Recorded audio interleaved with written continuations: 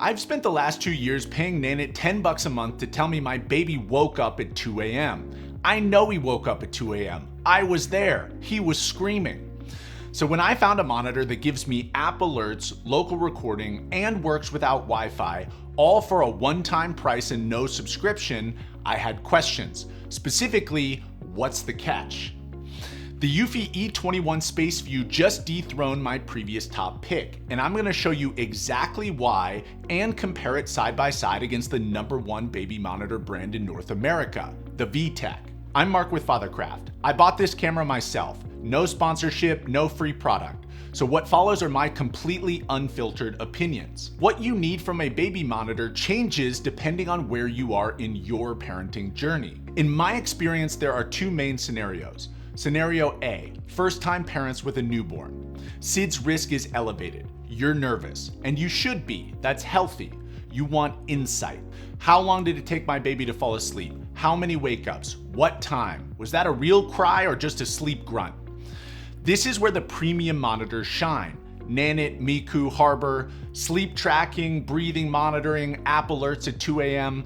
But they cost $250 to $350 up front, plus $10 to $30 a month in subscriptions. And scenario B, experienced parents, toddlers, or multiple kids.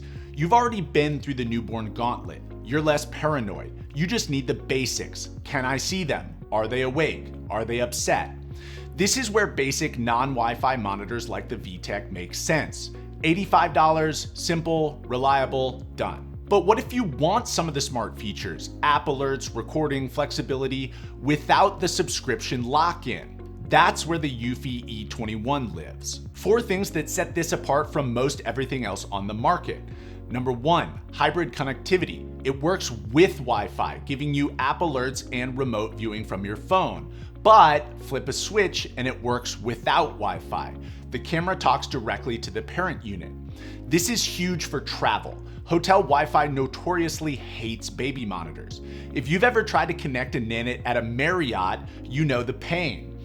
The E21 sidesteps this entirely. Number 2, a parent unit and app. Most monitors make you choose. VTech, parent unit only, no phone alerts. Miku and Owlet, app only, no dedicated unit. Then there's Nanit, a brand new parent unit, but sold separately. The Eufy E21 has both. Quick glance at the parent unit when you're nearby, push alerts to your phone when you're not. Number 3, local recording, no subscription. Pop in a micro SD card, recordings stay local, no subscription required. Eufy does offer optional cloud backup if you want it, but the E21 works perfectly fine without ever touching the cloud. This is a security win. Your baby footage isn't living on someone else's server. And number 4, a built-in camera battery. I tested it and got roughly 9 hours on a single charge. So for an overnight trip, you don't even technically need to plug it in. I wouldn't rely on this daily, but it definitely removes friction for travel. So that's what makes it different. Here's what it's like to actually live with this thing. The Eufy app is genuinely pretty solid. And bonus, if you're already in the Eufy ecosystem like me, doorbells, outdoor cameras, everything lives in one app. The app itself has a nice, clean interface, is fast to load, and easy to configure. Alert options, crying detection, loud sound alerts, and temperature notifications. You can dial each one up or down depending on how paranoid you're feeling that week. And the crying detection actually works. It's not perfect, it'll occasionally ping you for a particularly aggressive sleep grunt, but it's reliable enough that I trust it. In non-Wi-Fi mode, the parent unit connects directly to the camera. I tested the range around my house, solid signal through multiple walls, and I did not actually have any connectivity issues over the span of about 3 months worth of testing. Video and audio quality. 1080p video, clear night vision. The pan and tilt is smooth. 330 degrees horizontal, 110 degrees vertically. The wide-angle lens is so good that not only can you see the whole crib clearly, but if you mount this 6 feet plus from your baby, which you should, more on that at the end, you can actually see the majority of your room. And the zoom works really well, so you can still zoom in easily on your baby, either through the 8x magnification or this handy little Find My Baby feature that zooms right in on your little guy. Audio is crisp on both ends. Two-way talk works well enough for those middle of the night shh, it's okay moments when you're just trying to avoid getting out of bed. The parent unit features a 5-inch screen, which is big and bright.